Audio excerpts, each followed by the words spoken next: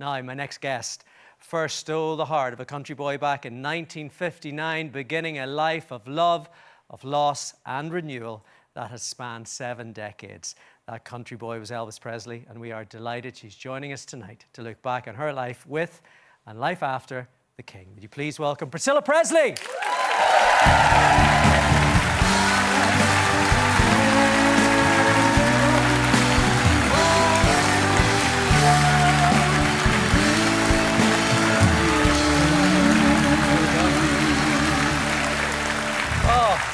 Welcome to the show. Thanks so much for coming. Thank you for inviting me. Thank you. Elvis, of course, was the king of rock and roll, but his roots were country. He was always a country boy at heart, wasn't he? Absolutely, he was. Yes, yes. But he learned to, he learned to have confidence in himself. And when you stop and think about it, he was really a country boy, and all of a sudden he's in the limelight, and having to get used to that. I mean, it takes a lot to get used to being famous.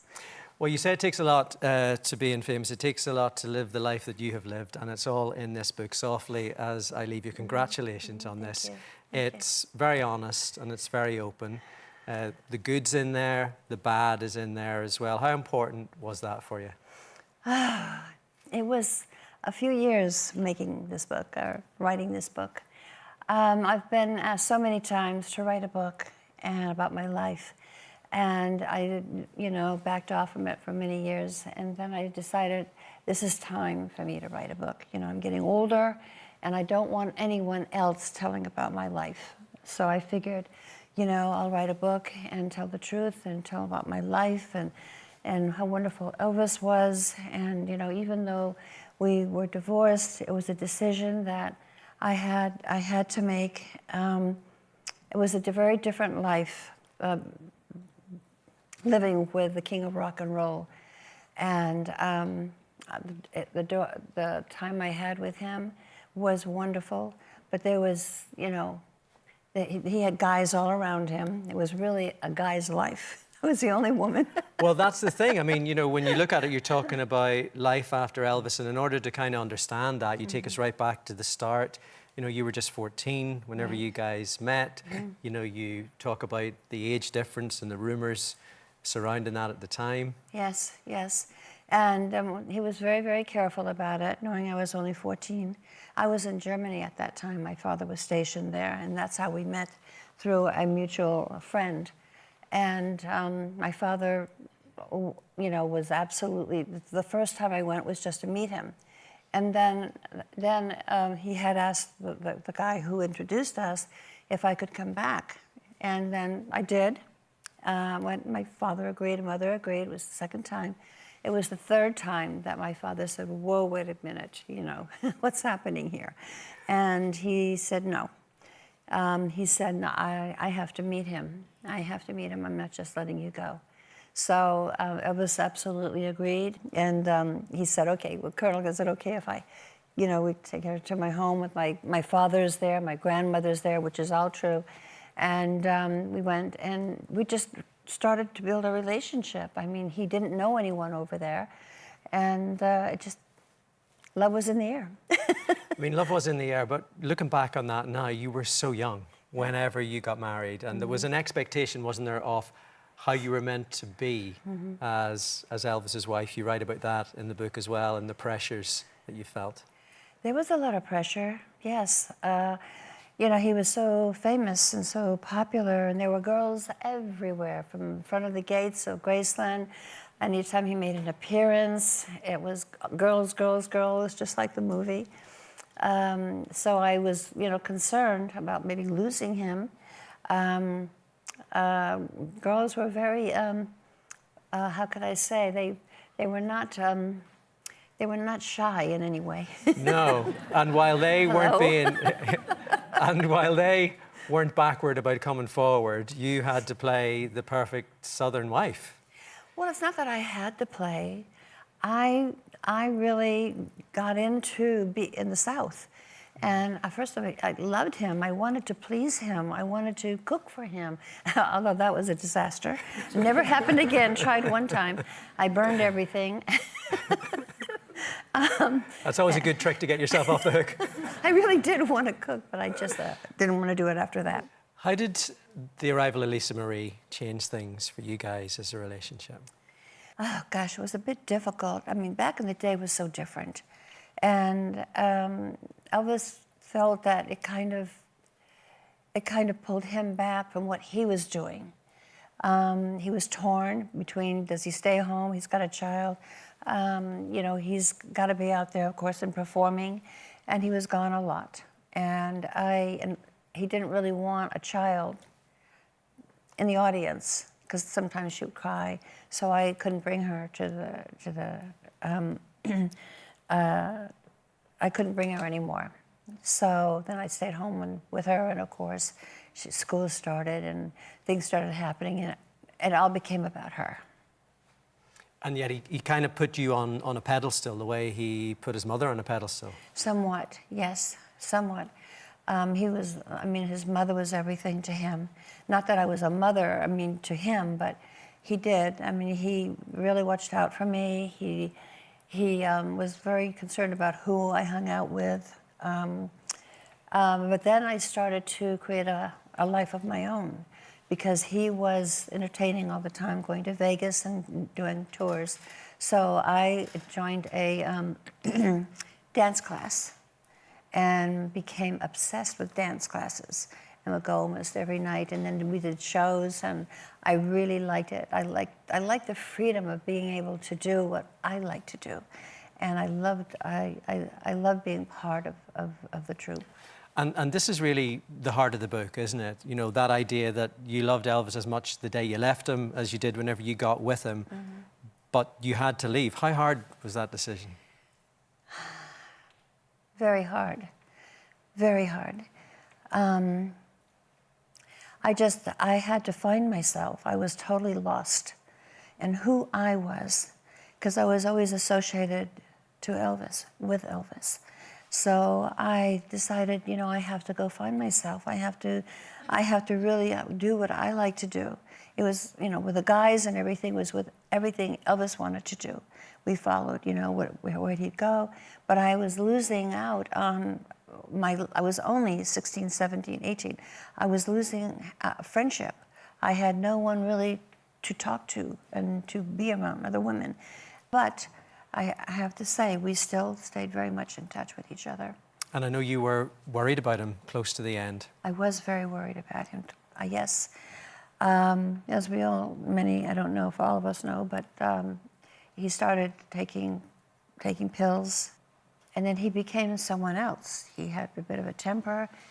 He wasn't happy about things.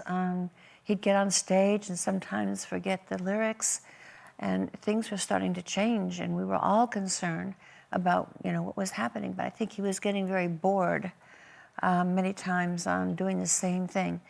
The world felt that it owned Elvis. Yes. And whenever he died, it was this event that everybody was mourning. But how difficult was it for you and Lisa Marie to find the personal space to grieve as a family?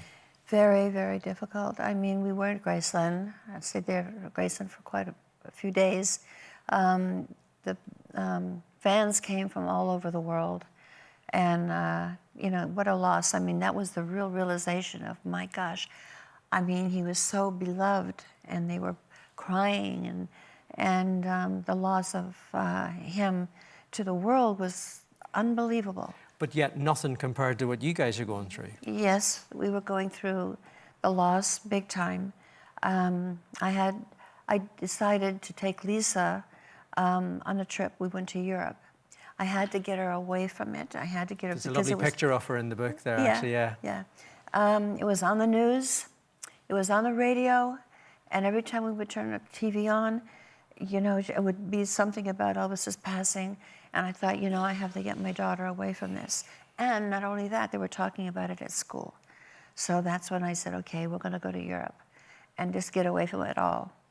And which we did. And we had a really nice time. I was able to stay there about, I don't know how many, 11 days. And things had stopped, there was no more like press in your face and coming around Graceland as well and around our home.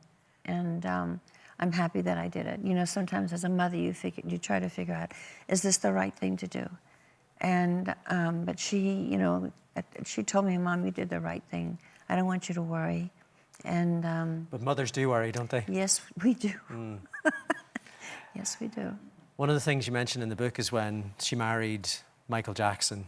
Yes. And being a mother, you had your concerns about that. Very much. I had concerns. Yes, I didn't like the idea. Why was that? Because I felt that Michael was using her. His popularity was kind of going down.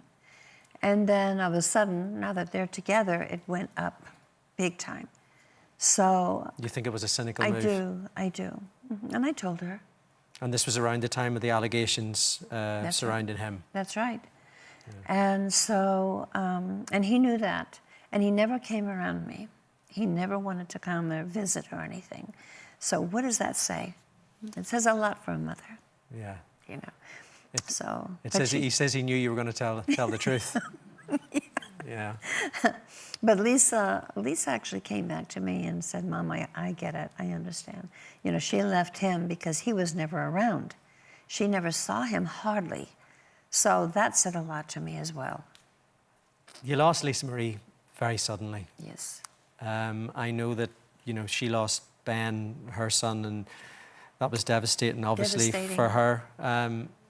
And in a way, she never recovered from that. No, she never recovered from it. That was her life. Ben was her life. She adored him. Lisa was, when you saw her happy, you just get the biggest smile. But there was a burden that she had on her that she, I think it was from the family. It was in the family, depression. You guys had a night out shortly before Lisa Marie passed. It was at the Golden Globes. Yes. But even that night, you were worried about her, weren't you? I was worried about her. I was worried about her.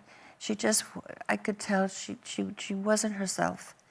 And I asked her, you know, is everything okay with you? She goes, yeah, everything's fine.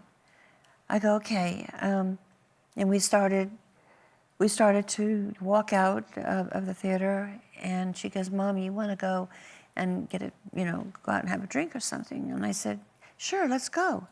I'll go. And as we started walking, she goes, you know what, Mom? I'm not feeling really good. My stomach is really hurting me. Do you mind if I go home? And I go, no, not at all if you don't feel good. Because sometimes she would have issues with her stomach. So I said, you go, call me when you get there. So she goes, okay, Mom. And then, we kissed and I hugged, and then she got in the car and she, waved goodbye, and I waved goodbye to her. Little did I know that would be the last time that I would see her alive. The next day, I get the call. You get the call and she's in the hospital. She's in the hospital. This is like 11 in the morning.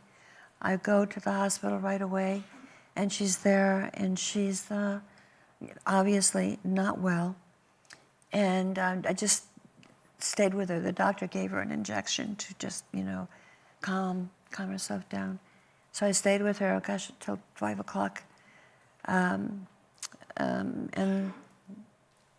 she was not doing well at that time. And actually, she had passed.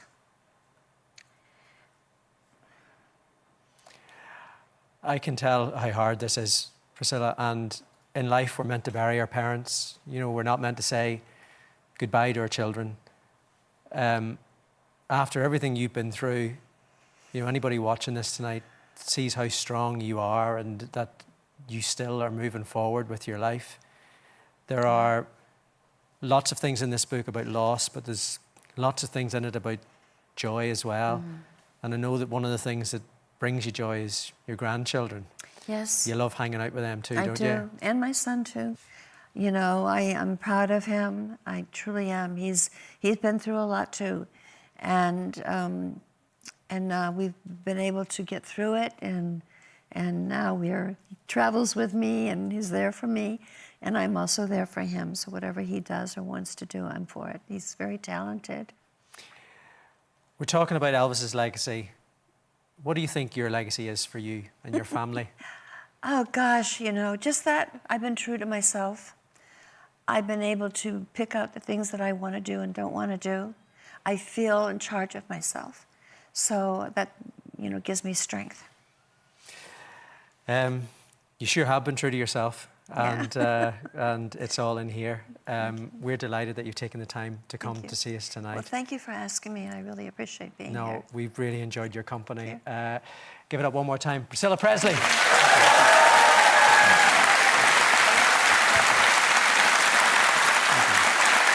Priscilla's book, Softly As I Leave, is available in bookshops nationwide.